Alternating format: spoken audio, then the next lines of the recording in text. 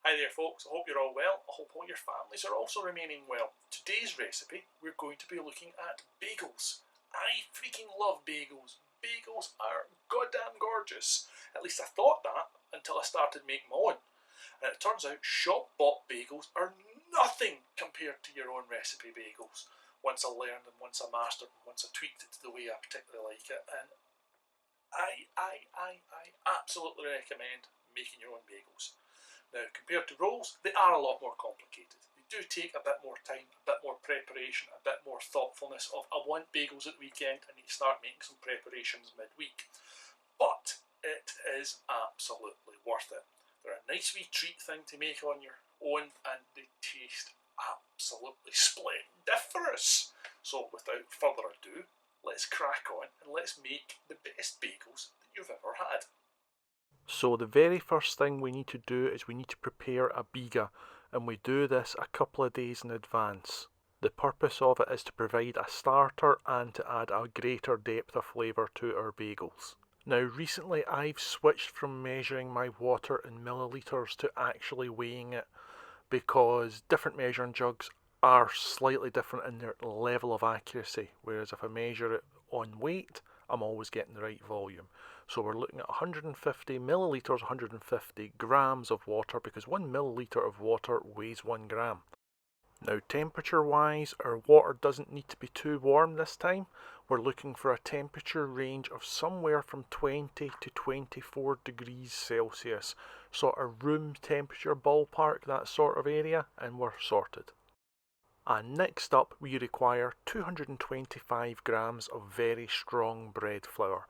I prefer 14% protein, which is where the very in the strong bread flour comes in, but you could get away with 12% protein from strong bread flour. It's your choice, but I prefer the very strong 14%. And now to a mason jar we're going to add our water. Now normally when it comes to active dried or fast action yeast, whichever way you want to call it, you add it to the flour and then add the flour to the water. This time round we're adding it directly to the water before the flour goes in. We're looking for 1 pinch, which is the same as 1/16 of a teaspoon. And immediately after adding our yeast to our water, we want to add our flour. Just be careful we don't get the flour everywhere. Might have been easier if I had used a smaller rim bowl. It might have went in a bit easier, but hey ho. And once all the flour is in our mason jar, stir it with a spatula or a wooden spoon. I prefer the spatula because this is a very dry mixture that's a little bit sticky, so I find it easier to go in with a spatula than a wooden utensil. And once you feel you have your biga well mixed together, take and seal your mason jar. And you can see here how dry the mixture is. It really is exceptionally dry, but that's what you're looking for. Now there is an optimal time frame when it comes to bigas. You don't want to do it too short, you don't want to do it too long. So take and mark with a marker on the side of your jar when you actually created this biga. Now we're looking for the biga to sit for between 12 and 24 hours, so you sort of time it for when you want to get on to the next stage, when you're going to have the time to progress. So when it comes to our biga, to let that flavour mature, and so we're going to have a really good starter, we're looking for it to sit for between 12 and 24 hours at room temperature. And for the observant amongst you, it was Thursday at 1 PM that I started the biga, and this is Friday now, 6:30 in the morning, where I'm about to start using it to make the rest of our bagels. And you can see how much it's developed. It looks fantastic. So for our main bagel recipe, we're now going to measure out 1750 grams of very strong bread flour. Again, that's 14% protein flour. And as before, you could get away with just strong bread flour, which is 12% protein, but I absolutely think the 14% protein gives a better bread product. And to one side of the bowl, we're going to add 3 grams or 3/4 of a teaspoon of fast action / active dried yeast, whichever way you prefer to refer to it.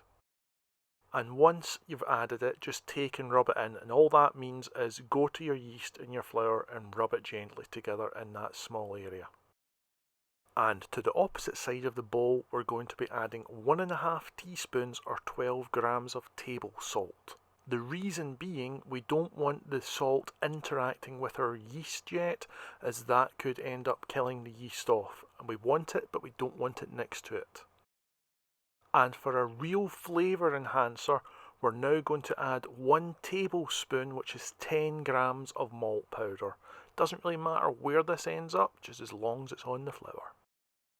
And next up, we require 380 grams, which is 380 millilitres of water. Temperature wise, this time it can be slightly warmer, somewhere in the 27 to the 31 degrees Celsius mark is absolutely fine. And from here, we're looking to take and add our water to a mixing bowl. And to that, we want to take and add our biga. Now we're going to break our biga up once it's in the water, but to get it out of your mason jar, use a combination of a spatula to get most of it out, then dip your hands into the water and back into the mason jar, and you'll find your wet hands can remove any of the rest of the biga that's stuck to the sides of the jar. And once we have managed to get all of our biga out of the jar, the next stage is to go in with our hands and start breaking the biga up into the water. Now the parts that you're breaking it in don't need to be tiny, but they still need to be small chunks. We're not looking to completely destroy the biga, but we're wanting small chunks that will easily form into the rest of our dough when we start kneading it together. Now that the biga has been broken down, we're going to add our flour mix, which contains our yeast, our salt and our malt powder, to our water. When it comes to food processors, I used to always do dry and then add the water, ignoring the manufacturer's instructions which says water then dry. It is better water then dry. And we now want to take and knead this dough for anywhere between 12 and 17 minutes. This is a longer knead than just about any other bread flour that I make. It does seem to require it though. It is a drier dough mixture than a lot of the other dough mixtures that you're making. By the nature of bagels, it needs to be a drier dough mixture, and it just takes that little bit longer to knead. Now this here is after 12 minutes of kneading. You can see the dough isn't particularly smooth yet. You can see some of the lumps that are still in it. But this is the sort of stage where most other bread doughs would be ready from 12 minutes of kneading. So what we're going to do is we're going to do a window pane test and we'll see how it stands. And for the uninitiated, the window pane test is where you take a small chunk of your dough and just tease it out in your hands. Now if you can start to see the light through it without it ripping, it's ready. If it starts to rip like you just saw there, it's not, and you need to knead for longer. And at 17 minutes here, you can see the dough has changed consistency from where it was at the 12. It's an awful lot smoother, so time for another window pane test. So this time, when we take and we stretch it, it shouldn't tear and you should be able to start to see the light through it. Unfortunately, where I positioned this on the camera, you can't actually see any of the light coming through, but I could see the opaqueness myself when I was stretching it. And that was us at the correct stage. Now this stage here you can be smart with. You've got a minimum rise time of 1 hour, but you can let it rise for substantially longer if you want. That will allow the flavour to mature as well, because the longer you allow the flavour to mature, the greater the taste in your bagels. But use this time smartly so that you can figure out when you're going to actually make your final bagels. The reason being, you've really got a sort of maximum time that the bagels can sit in their shape before you get sort of too much fermentation happening to them and too much bubbling. So you've got a time between 4 hours and 18 hours of when you optimally want to then cook your bagels off. So let it rise for however long you need so that when you want to cook, it'll be ready to do so at the right time. Now just shape your dough into a ball and then cover and set aside for however long you're going to let it rise. Now here my dough rose for about 3.5 hours, somewhere in that ballpark, and look at how gorgeous that is looking. There's such a lovely stretch going on in there and all the gluten, it's yummy, yummy, yummy. So using a dough scraper or a spatula if you don't have access to a dough scraper, but would highly recommend investing in one of these. They're a fantastic tool. Just take and remove all the dough from your bowl, and then we're going to measure the weight just to see exactly what weight our dough is. Now, depending on the accuracy of how we've measured everything, our dough should check in at somewhere between 1,452 to 1,460 grams. That's the sort of ballpark we expect it to land in. And as long as we have been accurate to that sort of area, we're then going to divide it into 12 equal pieces of 121 grams each. And before we go and shape any of our dough into bagels, we want to take a silicone lined baking tray and we want to oil it, because we don't want any of our bagels sticking to our tray or the silicone. So a few sprays and then rub it around with your hand so it's nice and well lubricated. And now that you've got them in 12 equal pieces, we want to do is press them into a sort of rectangle shape. Once you've got that, you need to take your roller and you're going to roll them out. You want to get as much air out of this dough as you possibly can. Think bubble wrap and think all the popping noises you get from bubble wrap. That's what you're looking to hear from your dough here as you roll it out. And once we have removed as much air as we think we possibly can, we want to take and roll it into a tube. We achieve this by gently pushing one edge back onto itself and then rolling back and forward. We're looking to get it roughly 3 hand widths size-wise. Now we take and lay our hand palm side up on top of the tube and fold each side over on top of itself, and take and squeeze very heavily with your fingers. After squeezing, we want to take and we want to roll that seam together. The best way I find to do it is thumb one side, pinky the other, and 3 fingers in the middle and just gently roll. If any parts of the bagel are too broad, take and roll them too till you've got a roughly even size throughout the entire bagel. And as you create the shape for each bagel, just take and gently transfer them onto your tray, 6 bagels to a tray. Just leave even spacing because they will expand a little bit, not much, but they will expand a little bit, so leave even spacing as you set them. Now we're going to cover these and we're going to set them aside in the fridge to chill for between 14 to 18 hours. This is the stage I was talking about earlier of using your previous rise to your benefit, because we don't want to let these rise for too long because they could end up with too much air in them. And once we're ready to cook our bagels, we want to add 250 millilitres of water to our oven. Now that will either be in a container which is oven proof, or if, like my oven here, you have the little bit at the bottom that allows you to put the water in for generating steam. But we're going to need that steam one way or the other, so either a tub or if your oven has the place for it. And whilst your oven is preheating, you can now make your everything bagel mix. So the first thing we're looking for is 20 grams of sesame seed. Just measure that out into a bowl or a tub. And we then want to follow that up with our poppy seed, of which we need 10 grams. And next up, it's dehydrated minced onion, which we need 20 grams of. And then some dehydrated minced garlic, or as Costco here calls it, granulated garlic. It's the same thing, and we're looking for 5 grams. Now, most of the time I tell you to use table salt. On this one, you're better with sea salt or Maldon salt, any heavily granulated salt, because you really want those large salt crystals in your everything bagel mix rather than small salt crystals. And if you're in the US, it would be kosher salt you're looking for. And whilst our oven is preheating, the next thing we can get on with is creating our gelatinizing bath.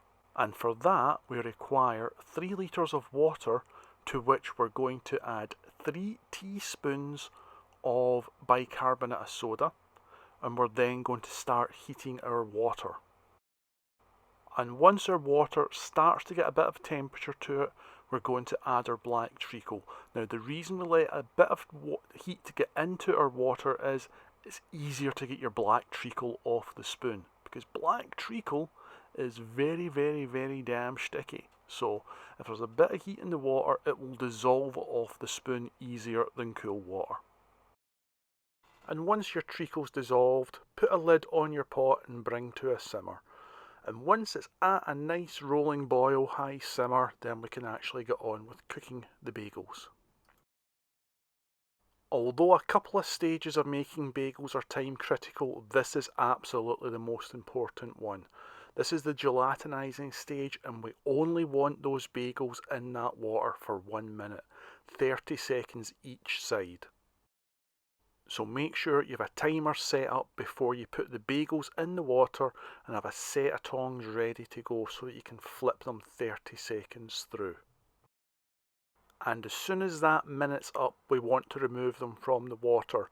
Now the best way to get them out of the water without deforming them is a spider strainer like the style you see here, either the exact same size as your bagel or like the one I'm using, slightly larger. Remove them and set them aside on a wire cooling rack. And remember that time critical thing? Same goes here. We need to get our next batch straight in the gelatinizing bath before we go on and put our bagel seasoning on. And whilst our next batch of bagels is in our gelatinizing bath, we quickly want to go on and add our everything bagel seasoning. To do this, position a wire rack over a baking tray and heavily sprinkle that seasoning on top of your bagels. Heavy is really good here. You will get some fall, but not an awful lot. And by the time you're done here, if you're working at an appropriate pace, your 30 seconds will be up and you can quickly go over and you flip your next batch of bagels in the bath. And now it's just a case of repeating the process. Transfer this batch onto your wire rack using your spider strainer, then quickly jump to your other tray and add 3 more bagels to the gelatinizing bath before coming back to these and heavily covering with your everything bagel mix. Now very gently with your hands pick up each bagel and transfer them to a silicone lined baking tray.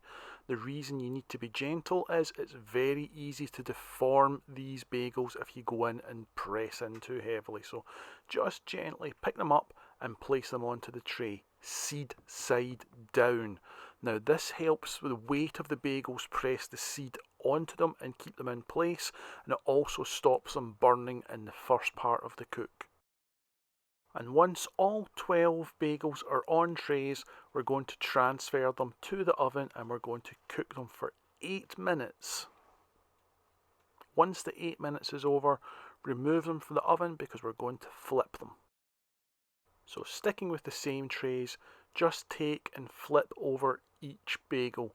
Wear gloves to protect your fingers, or if you don't have the appropriate gloves that gives you the dexterity you need, do use tongs, but just don't burn yourself on them.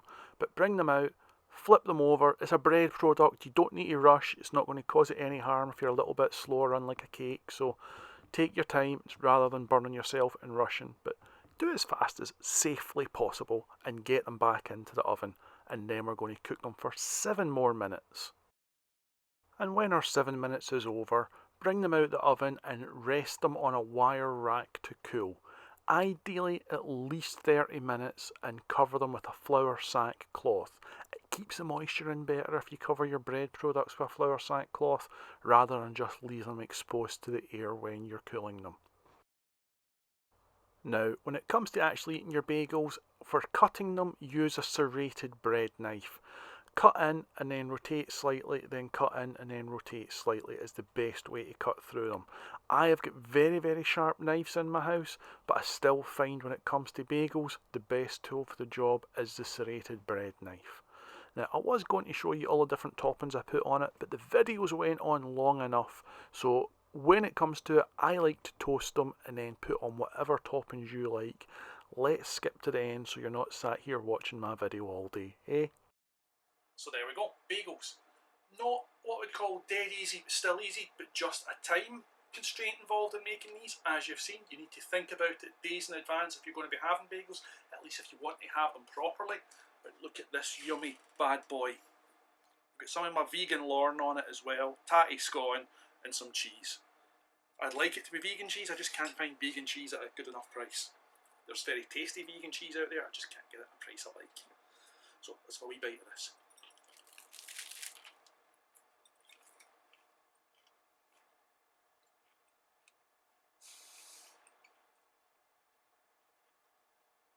I've done it again, it's not a wee bite.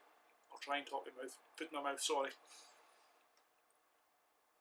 It's really, really so much worth making your own bagels. As I'm saying, there's a time cost, but these will be better than any bagel that you are ever going to find in any retail store.